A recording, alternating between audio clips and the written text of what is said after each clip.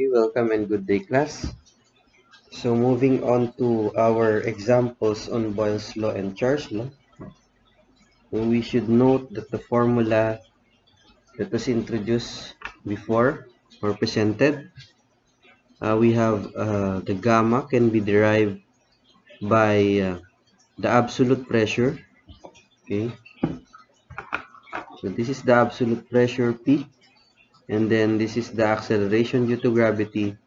This is the gas constant in Newton meter kilogram Kelvin, and this is the temperature in Kelvin. So all of these are in terms of SI units, SI units. Now for air, the universal gas constant is equal to 287 Newton meter degrees, kilogram degrees Kelvin. So if we are interested in a problem or a gas constant in English system, of course, we'll just replace Newton by pounds, okay, and the unit meter is in feet, and kilogram, that is in slugs, and the temperature should be in Rankine. Now, Rankine temperature is just simply equal to degrees Fahrenheit plus 460. Okay, so we'll just have to add 460 to make it Rankine or R. Okay, so this is the unit for the gas constant in terms of English. Now you may ask me what will be the value of R in terms of English. Okay, so the value is equal to 49,709 pound-feet per slugs degrees Rankine.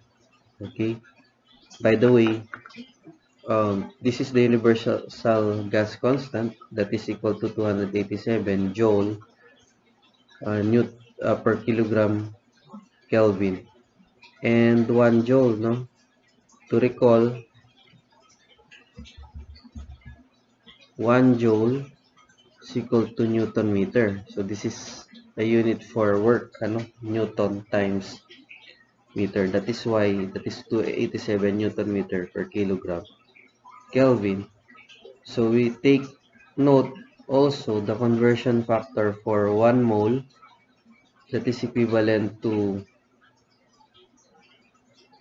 0.02897 kilogram.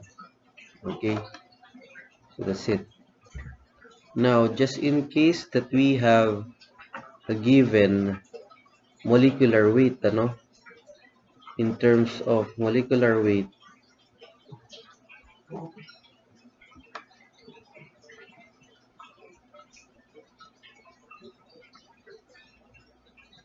say the gas constant in terms of the molecular weight, we should use here the universal gas constant.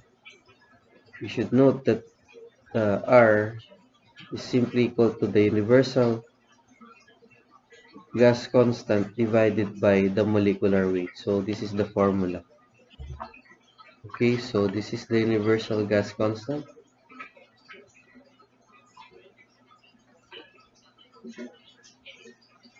And this is the molecular weight.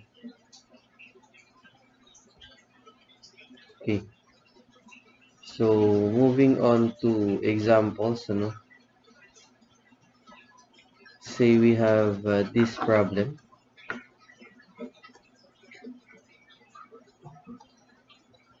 A gas at 20 degrees Celsius and 0.21 megapascal absolute, has a volume of 41 liters and a gas constant of 210 Newton meter per kilogram Kelvin. Determine the density and mass of the gas. So all we need here is the formula. We have rho or gamma is equal to rho g, which is equal to P G all over RT. Now, if we are concerned with the density, then we can use this formula, wherein here is obvious, okay, that we can cancel G here, okay. G here is cancelled, so density is equal to the absolute pressure divided by the product of the gas constant and the temperature. So simple as that. So let us have now a direct substitution. The density is equal to the absolute pressure 0.21 megapascal, and megapascal should be in terms of Newton, no? Newton per square meter, no? Kasi yung megapascal is equal to Newton per square millimeter, or this is meganewton per square meter. So dapat bare lang siya na Newton tsaka meter, no? So therefore, let us express meganewton per square meter in terms of Newton per square meter. Okay, so in here, we'll just have to note that 1 meganewton is actually equivalent to 1000 kilonewton. Moreover, 1 kilonewton is equal to 1000 newton. So if we could cancel units here, so therefore, in order to convert this megapascal in terms of Newton, you just have to multiply it by 1 million. Okay.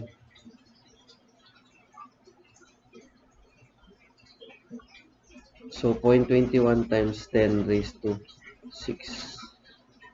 Now this unit will become Newton per square meter actually. Okay, so 0.21 times 10 raised to 6. And then the gas constant, we have 210, okay, Newton meter kilogram Kelvin.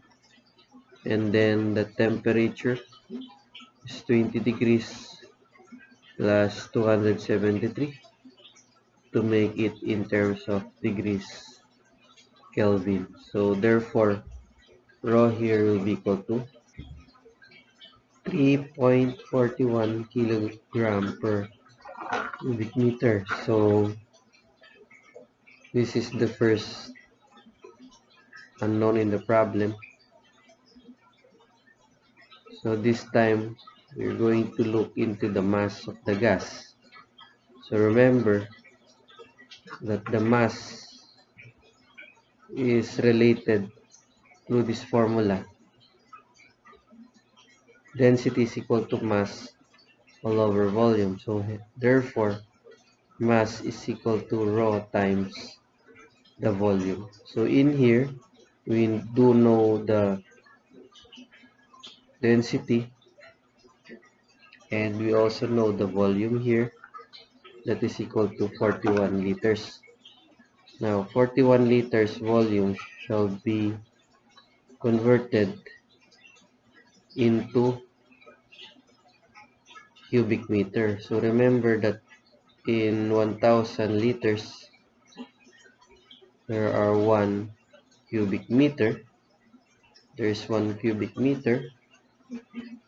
So therefore that 41 liters is equivalent to 0.041 cubic meter. So when we substitute it in here, we have 3.41 times 0.041. Then this will be our mass. So we have here 0.14 kilograms. Okay, so this is for first problem. Okay, moving on to the next. So we have here, calculate the density of water vapor at 350 kilopascal absolute and 20 degrees Celsius if its gas constant is 0.462 kilopascal cubic meter kilogram degrees Kelvin. So in here again, our concern is the density. So the density is given by the formula P all over RT. So this is absolute pressure, gas constant, and temperature. Okay. So in here, we have 350 kilopascals. So if we intend to convert that so that we can work with Newton meter only. So 350 kilopascal, that is okay, 1 kilopascal is equivalent to 1000 pascal. So yan, mag-multiply tayo ng 1000. But in the denominator, we can see here that we have 0.462 kilopascal yan. No? So kilopascal is kilonewton per square meter multiplied by cubic meter. Just the same, that is kilonewton meter. Okay? So ngayon, kailangan natin mag-convert para maging newton. So 1 kilonewton is equal to 1000 newton. So similarly, mag-multiply tayo ng 1000 dito. That is why we'll just simply cancel out. So the temperature here, yan, 20 plus 273. So therefore, the density of this water vapor is equivalent to 2.59 kilogram per cubic meter. Okay? So moving on to the next. Nitrogen gas of molecular weight 28 occupies a volume of 4 cubic feet at 2,500 pounds per square foot absolute and 750 degrees Rankine. What are its specific volume and specific weight? Okay. So in this problem, we will be using here gamma. Specific weight, ano? That is equal to Pg all over RT. Remember that we are in English unit and we still need to determine the gas constant. So remember that the gas constant in terms of molecular weight is equal to the universal gas constant all over molecular weight. So a while ago, we have stated or presented the value of this in terms of English unit, and that is equal to ito, 49,709 feet-pounds lag per degrees Rankine. Okay, so here we just use that value.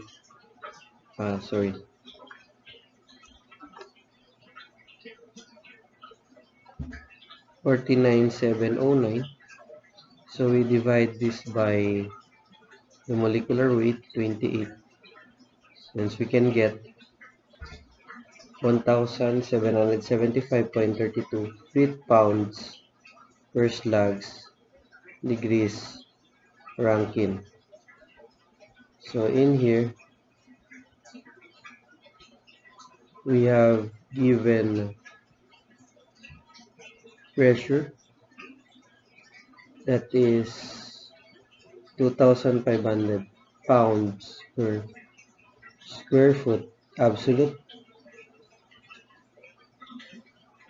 PSF actually.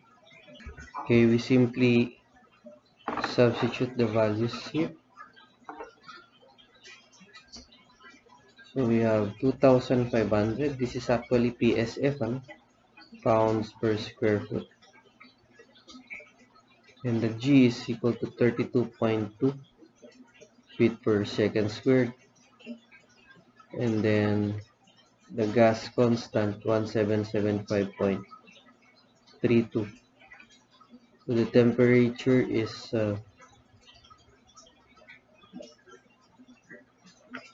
750 degrees Rankine. So therefore, gamma will be equal to 0.0605 pounds per cubic feet or PCF. Okay. Next, we move on to our specific weight. This is specific weight, and then we move on to the specific volume. So density, we can connect specific volume to the density. Density muna, no? Gamma all over G. So 0.605 divided by 32.2. So that is 1.877 times 10 raised to negative 3 slugs per cubic feet. Okay, so specific volume is just equal to the reciprocal of that one. We have 1 all over 1.877 times 10 raised to negative 3, and that will be equal to 532.6 cubic feet per slugs. Okay, moving on to the next. So in this problem, we have 1 kilogram of hydrogen is confined in a volume of 200 liters at negative 45 degrees Celsius.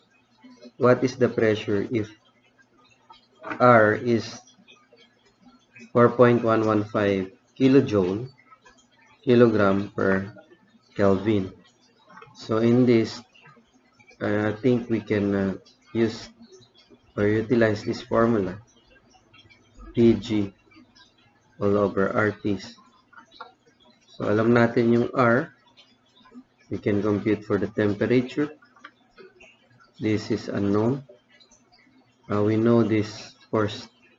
We can solve this one. Okay, P, rho.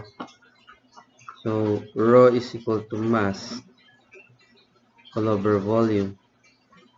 So in here, there's 1 kilogram, and 200 liters is divided by 1,000.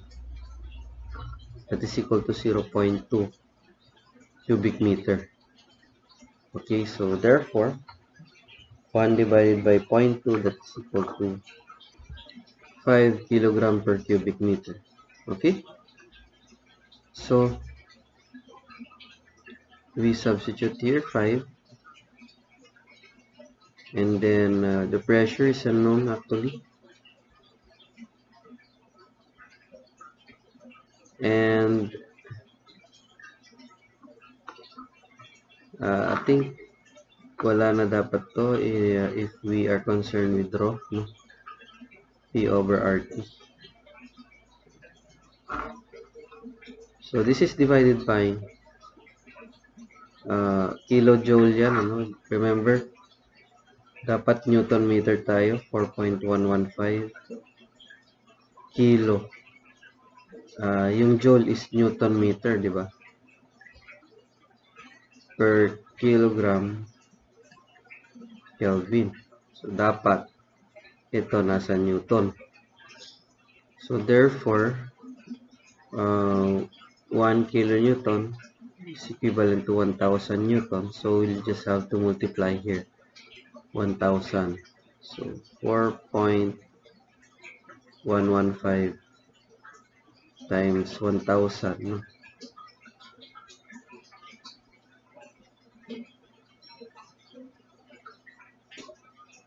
And the temperature is negative 45 degrees plus 273. So therefore, the pressure can be derived here.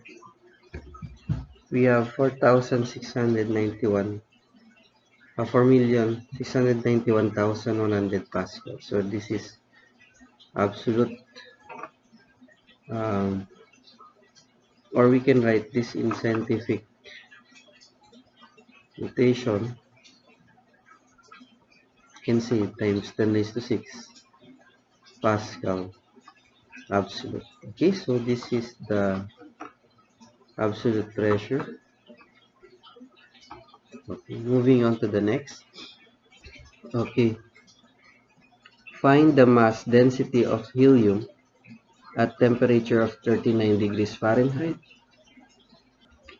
and the pressure of 26.9 pounds per square inch gauge if the atmospheric pressure is 14.9 pounds per square inch atmospheric. So remember that the absolute pressure involves the sum of the atmospheric pressure and the gauge pressure. So here we just have to add the gauge pressure and the atmospheric pressure to come up with the absolute pressure. So the mass density is given by this formula, P all over RT. So ito absolute pressure yan.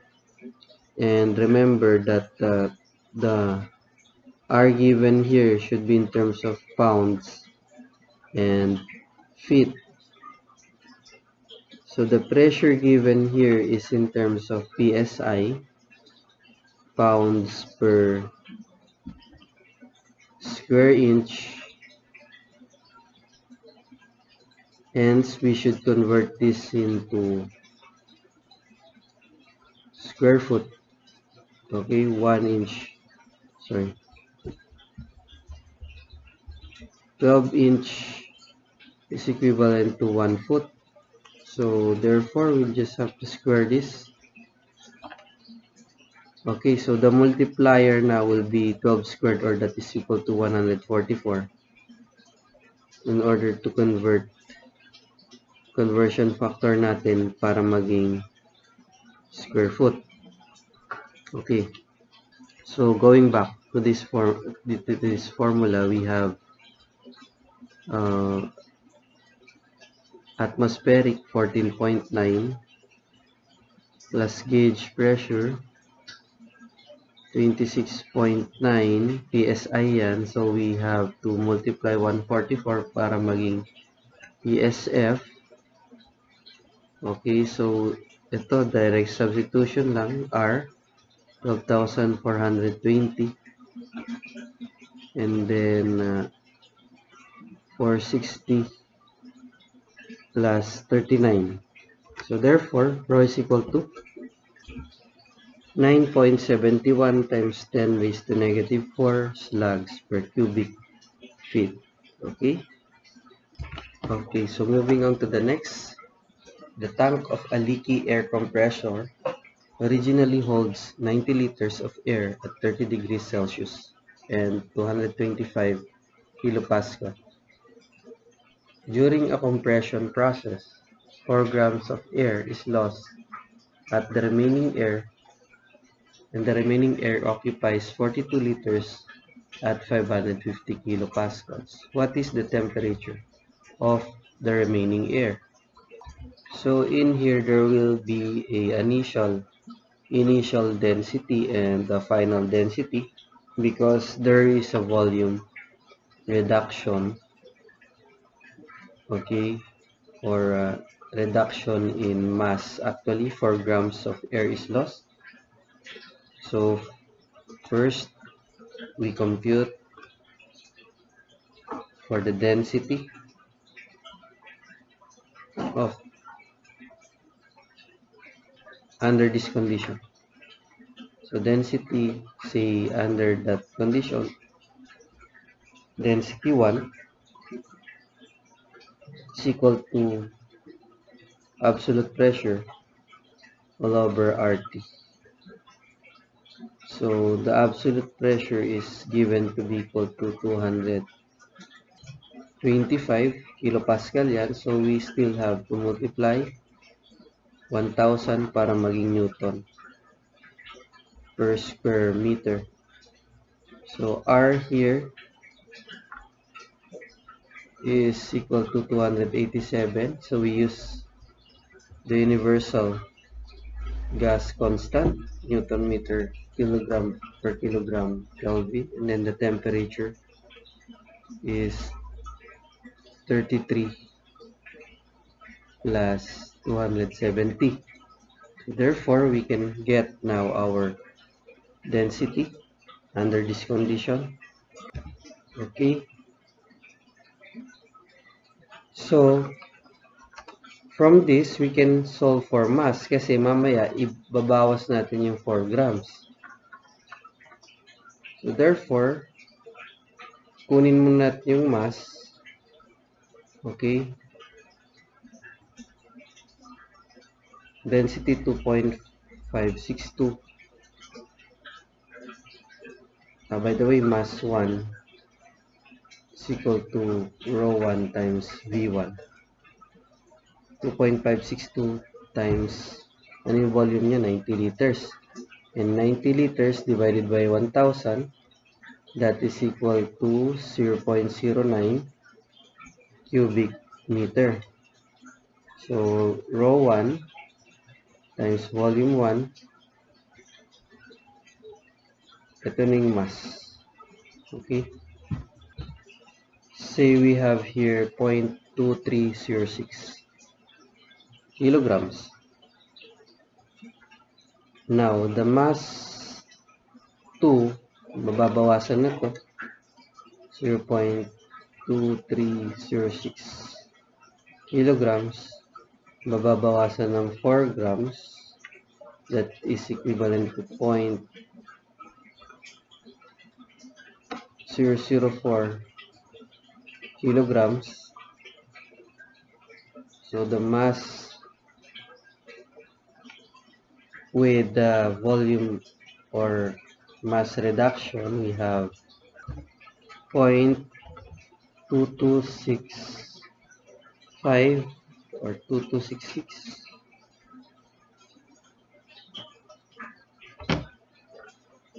And then we can get here the corresponding density, mass 2 all over volume 2.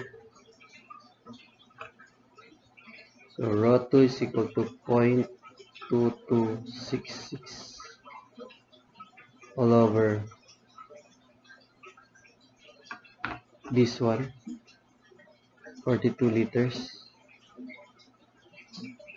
0.042. We have 5.395 kilogram per cubic meter. So, ano din yung temperature? So, dito na papasok yung formula na density is equal to P all over RT. So, we have 5.395 kilogram per cubic meter. So, the absolute pressure is 550 kilopascal. Para maging Newton yan or Pascal, multiply it by 1,000 divided by the gas constant at yung temperature.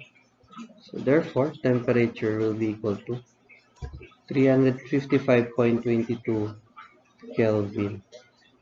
So, minus mo lang yung 270. We have 85.23 degrees Celsius. Okay? Okay, next. In a piston and cylinder apparatus, the initial volume of air is 90 liters at a pressure of 130 kilopascal and temperature of 26 degrees Celsius. If the pressure is doubled while the volume is decreased to 56 liters, compute the final temperature and the density of air. So in this problem, there will be a volume reduction. Although volume reduction, just bear in mind that we maintain the same mass. Okay, so therefore, mass 1 is equal to mass 2. And similar to the previous problem, we can work with the density, because from the density we can relate it to the mass and the volume. So this is the connection. So P1 is equal to the pressure all over the gas constant times the temperature. Okay. Rho 1 here, the pressure is equal to 130 kPa, so that will be multiplied by 1000 to make it in Pascal. And then the gas constant is 287 Newton meter per kilogram Kelvin. Then the temperature is 26 plus 273. Hence we can get here the density to be equal to 1.515 kilogram per cubic meter. So from here, we can get mass 1 by using this formula, rho 1 mass 1 all over volume. So 1.515 mass 1, that is 0.09. So therefore, we have 0.1363 kilograms. Okay, so this is also equal to mass 2. Okay, so in here, knowing that this is mass 2, you can get the density 2 by this formula, by the same formula, no? 0.1363. Volume 2 is 56 liters, or that is 0.056. So density 2 is equal to 2.43 kilogram per cubic meter. So this is actually the final density of the air. Okay, this is one of the unknown. And then for the temperature, we just have to go back to this formula. Say density 2P all over RT, okay, 2.43 is equal to the pressure. The pressure here is doubled, from 130 times 10 raised to 3, doubled lang times 2, and then 287. So we are getting temperature 2. So therefore, temperature 2 is equal to 372 Kelvin, okay, or minus 270. You can get 102 degrees Celsius, okay. And so this ends our set of problems for today. So thank you, class, and have a good day.